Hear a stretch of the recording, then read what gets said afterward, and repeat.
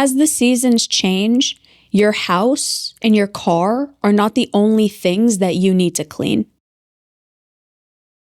So this episode is all about those who maybe dread change, and this is about changing with the seasons in a way that benefits you. Hey everybody, it's Bianca. Welcome back, Evolvers. This is Emilia for episode number 509. Holy crap. Do this for your next spring cleaning. Thank us later. I am excited to share a little bit about what we have been doing for spring cleaning. And this episode, as we mentioned at the very beginning, is so that those people who are struggling with change happens if you live in an area with seasonal change.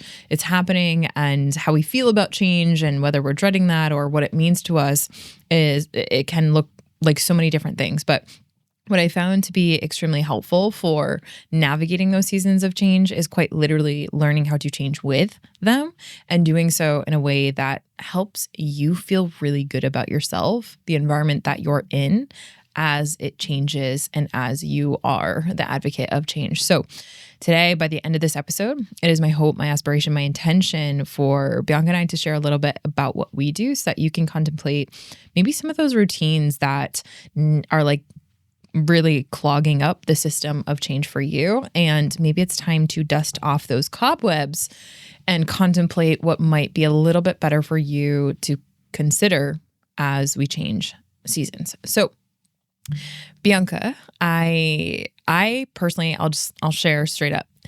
I was always someone that looked forward to change. So I'm going to put that out there. I look forward to change, not for change's sake, but ultimately because of the routines. It added like a little bit of novelty when it came to my life. So we live on the Northeast, and so we get all 4 seasons of change. So people often joke about it's 2.5 seasons practically, but people often joke at the fact that like individuals who live in the Northeast, they are better at change than most people because they're forced into it by Mother Nature. So the winters are brutal. The springs are chirpy and rainy and muddy. The falls are a lot of people's favorite season. And then there's obviously the summer where it's happy-go-lucky. But right now we're in a season where we're starting to transition out of winter and into spring, which at the is time one of my of favorite. Recording. Yeah, at the time of recording. And one of my favorite, because of the fact that I get to integrate all these little nuances of environmental design into my life that I hadn't been able to in the last 4 months or so. And when we look at environmental design, environmental influence, and we look at how that influences us and change, like you said at the very beginning, Bianca, our home, our car, they're environments that host us, that become the nest of our nervous system. And so I like to think about changing the season and spring cleaning like an extension of what I refer to as nervous system manicuring, meaning the nervous system extends out into the home. So how we decorate it, what we choose, the different furniture, all that stuff, the rugs, the linens, the this, the that, curtains, all of that is in some way, shape, or form to try to help us make us feel a little bit more comfortable. And when it comes to our environments of change, we need to make sure that we're being mindful of how over time they accumulate so much gunk.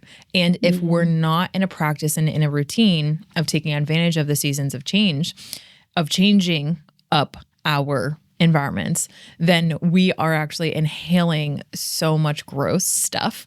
Do you remember, Bianca, we did a podcast back when Evolve Ventures was the Y Power podcast. We did a podcast about, and I brought it in, you might remember this just by the sheer disgust, about how many skin cells we shed every single day in our environments.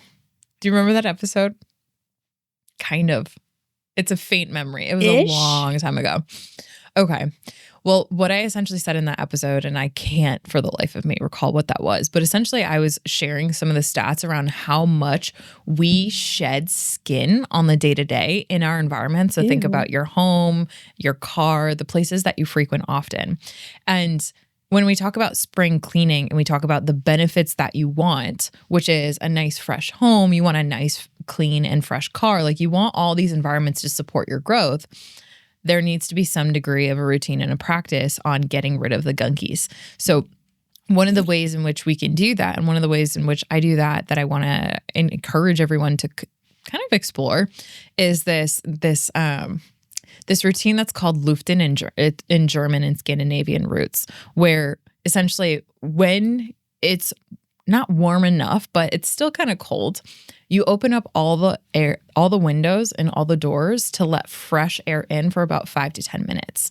And essentially what you're doing is what's called burping the home, because the home ends up having all this stale air in it, and we're just breathing all the CO2 into our air. And if we're not at least recycling fresh air into our homes and burping out the gross buildup of just our being in our home, we're not bringing in essential elements from clean, fresh air outdoors into our home. And so that's one small little thing that you can do as you go into your spring cleaning. Open up the windows, open up the doors, obviously be mindful of your animals and fur babies and any kids if you have around.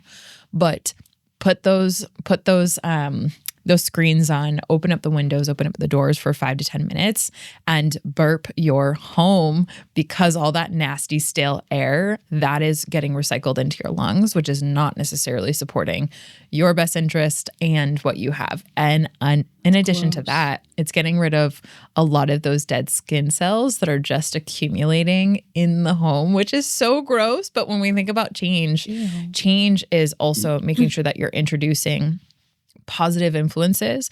And this isn't just about like the people that you surround yourself with. It's also about all of the elements that are around us that we often take for granted, and we're not introducing them into the most common things. So if we're in cars all the time, we're commuting, drive for, an extended period of time with your windows down, because all of the dust, maybe the dog fur that you have in there, all that stuff, even though you might be vacuuming it every now and then, fresh air does an incredible job of blowing out all that nasties. So do you kind of remember that episode when we spoke about it? Oh, it was so funny to see your face. Oh, it was so funny to see your face. Okay. That's nasty. Okay, what's the mental health equivalent of that? So how do you like burp your brain aside from getting good sleep? Well, what's fascinating is that fresh air directly connects to improved mental health.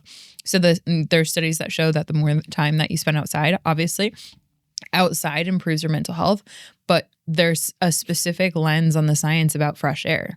If you spend time outside, like you are likely getting fresh air and you're likely getting some degree of sunlight, but you are benefiting, your mental health is benefiting by actually inhaling nutrient dense, or not nutrients dense, but like cleaner air. And if your brain is inhaling cleaner air, you are having a healthier brain. Your brain is getting burped by you breathing in that air.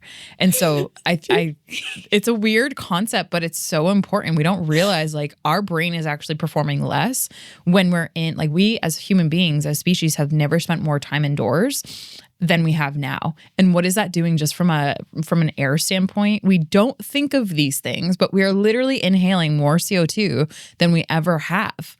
And it's recycled air. So it's not just CO2 for CO2's sake, but it's also CO2 with all of the nasties that's in our breathing and dust mite riddled and skin decaying, floating around, and microbial elements into our nasal cavity, which is impacting our brains. So to burp our brains, we need to burp our home and the environments that we live in and frequent every single day. Okay, number one, now I'm itchy. So thanks. Now I'm like squirmy and itchy. Number two, you want to hear something funny? I do. So I was on a call with a client yesterday, and he's wrapping up his PhD program at WPI, which is super exciting.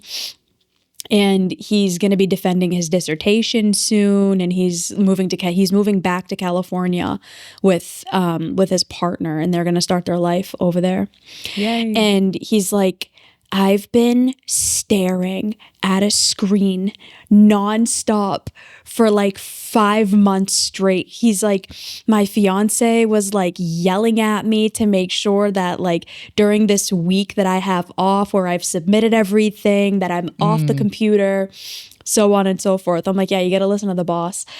And we were talking about what his intentions are for when he's finished with the program, and how he's going to make sure that he's decompressing and being intelligent and making sure that he's doing a more optimal transition from solely focusing on school to, proactively making sure that he's taking intentional R&R to then going into a job hunt, into a job search.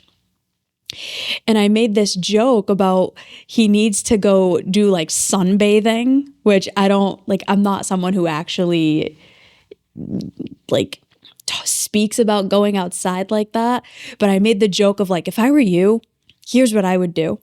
I would just go outside in nature for like a week and just hug a tree and just like I'm just latching on like squirrel to a tree for like a week and just like decompressing your brain from all the screen time that you've had. Obviously, that was a stupid joke. But no, I love that. I think that's so important. It is so unbelievably important. And I know you know more about the research than I do, but like, research continues to show that time out in nature is so rejuvenating and healing for our brain, and it helps reset some of the dopaminergic systems that we have, since we are consistently scrolling on screens all day. Yeah, exactly. There's a what's the freaking word? Tree hugger? No. I think it's like phytosides, phytonsides. Don't quote me on how to spell that, but it's essentially, what is it called?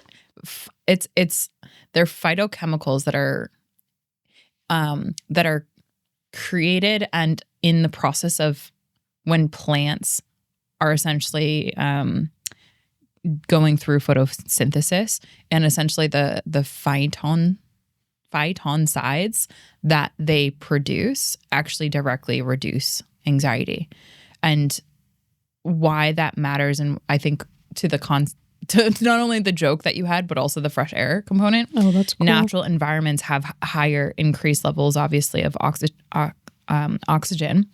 because plants produce that.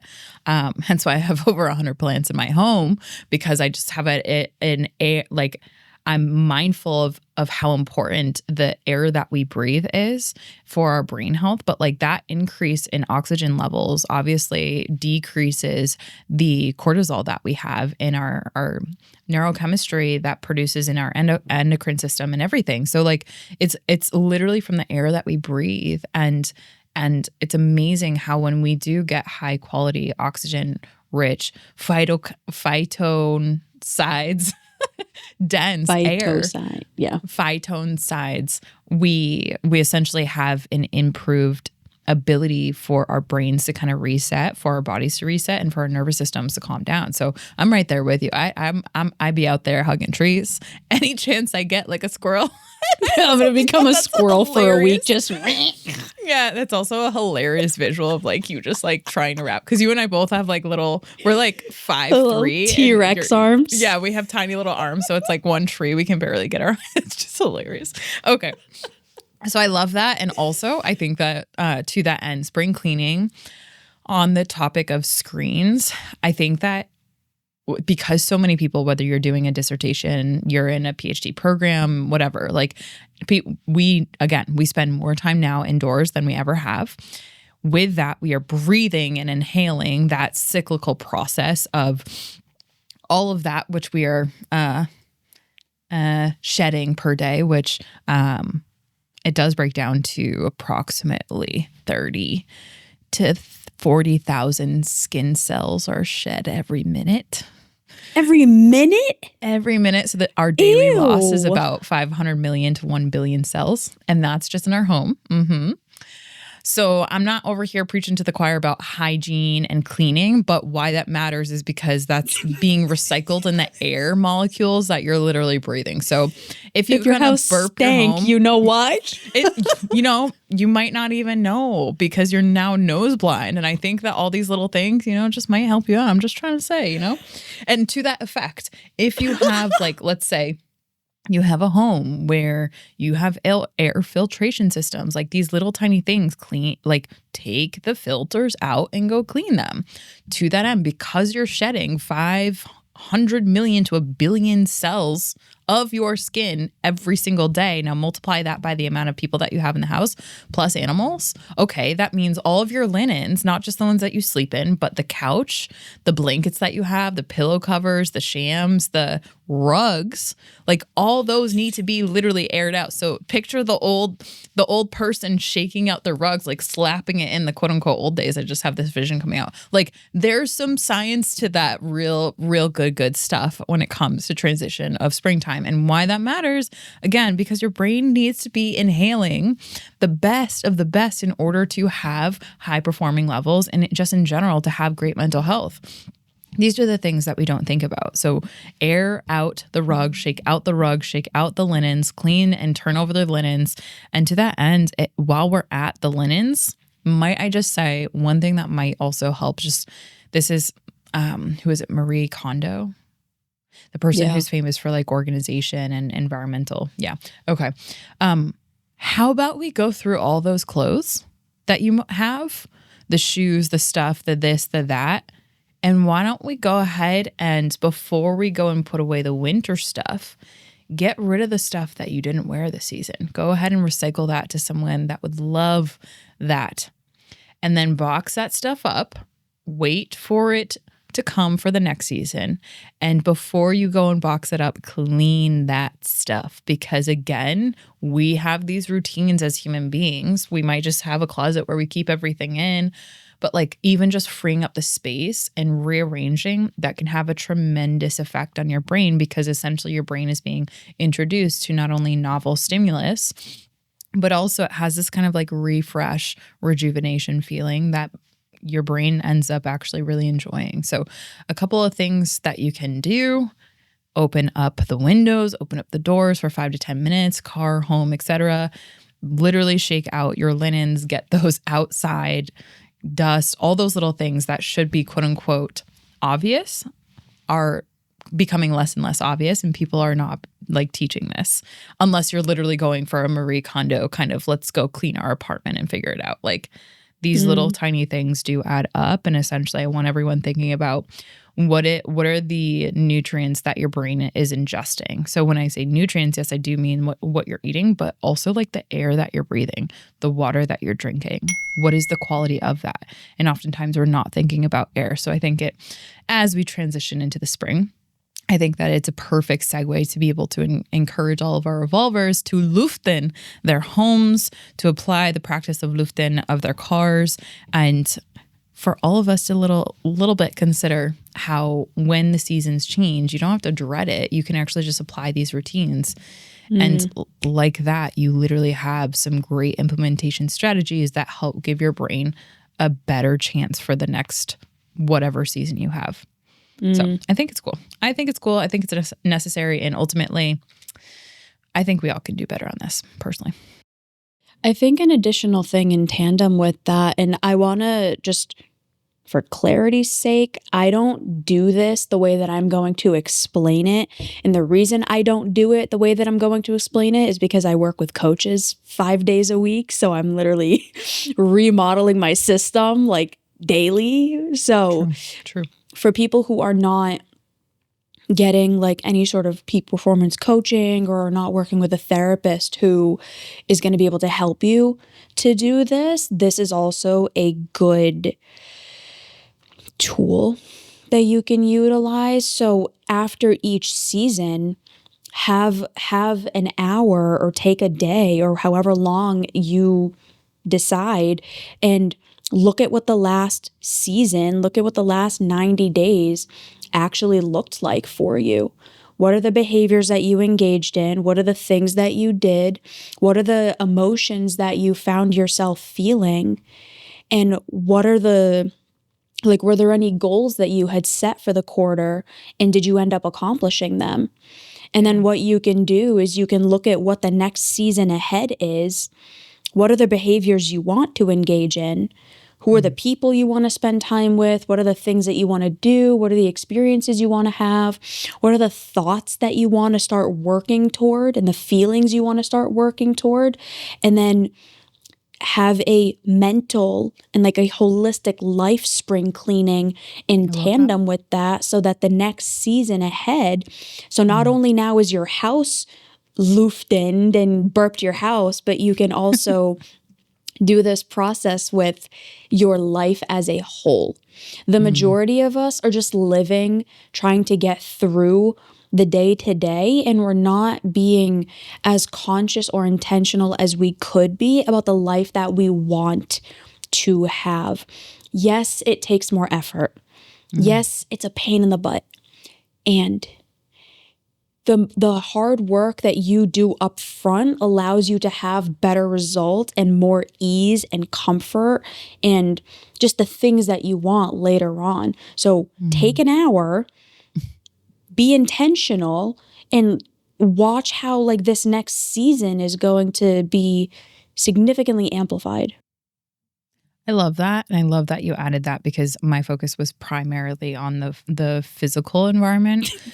And I think that what you shared is so important, because the fact we mentioned this in an episode, I want to say like 20 episodes ago, about how so much of our daily rhythms are synced up to the Gregorian calendar, which is a linear focus, which is it starts, January 1st, day one, and then there's Q1, Q2, Q3, Q4, and it's just very much not in harmony and in the beat of the rhythm of natural, like actual moon calendars and syncing with nature. And so a lot of people feel thrown off because for example, they'll start focusing in on their life reflection on the first day of the Gregorian year, which is usually, January 1st, whatever year. But winter's already started. So there's this like off feeling that people feel and communicate to us, where it can be really disorienting if you're focused on your personal systems and routines and cleanouts on the Gregorian calendar and letting that lead you. There's going to be a natural cycle that your body, your biorhythms are already synced up to that feels slightly off. So syncing with the natural cycles, a moon calendar, the nature-based calendar, is so much more effective for your brain. So I love the fact that you introduced that on a personal level, because being reflective in the seasons of change when you're changing with nature, not just because it's some arbitrary date on your Gregorian calendar, Q2, I think what I've found with individuals is that they just have a more in tune and in sync rhythm with the natural world around them. And I think when we can operate more in alignment with that, I know that more people feel less of that stress and pressure, because they're just operating naturally, as opposed to like, it is Q2, let me reflect on my stuff, right? Like, so I'm glad that you mentioned that. Good. Okay. Anything else to add to this? Because I feel like we have done some solid justice on burping our homes, burping our brains, and ultimately reflecting on our life. And hugging a tree. Of course, being a squirrel with a tree. Squirrel hugging a tree, exactly. That episode that you're referring to came out in January. So it was 6 months ago by the time this comes out. Whoa, that's wild. It was the goal setting episode that we did, the New Year's goal setting episode that we did. So that came out in January for anyone who's interested. So it was way more than 20 episodes ago. Well, way more. You got the episode where I talked about the skin cell shedding, the gross one, the Y Power podcast one. It's got to be and honestly, I think I'm all set, because now I'm itchy, and now I'm like getting. I'm not going to say the term I was going to say. I was going to say OCD, but that's not accurate. We don't want to throw words out that mean nothing. Okay. Yes. So burp your house, burp your brain, go hug a tree. That's the final takeaway. Perfect. for today. Would- if you liked this episode, if this episode resonated with you and you want something more, go check out episode 491, How to Create Space for Your Feelings. It goes perfectly in tandem with this. We're going to make space in our home. Now we're going to make some space for our feelings because we feel our feelings. We don't avoid them. Yes, queen. Yes, queen. Ew. Okay, also, fun fact, I now realize that we can get fan mail via voicemail. So if you click the link in the show notes that says fan mail, and then follow the steps, you can literally send us a quick audio that will come directly to us, not an AI bot, that will come to us. So if you want to leave us a commentary, what you liked, what you hated about this specific episode, we would love to hear that directly from our listeners. Like, we literally want to make more episodes that resonate and that are helpful for you. So if there's even an episode suggestion that you have, go ahead and send that in the fan mail. Again, go to the show notes, click send us fan mail, and follow the steps to leave us a voicemail, and that will come to us. We would love to hear from you.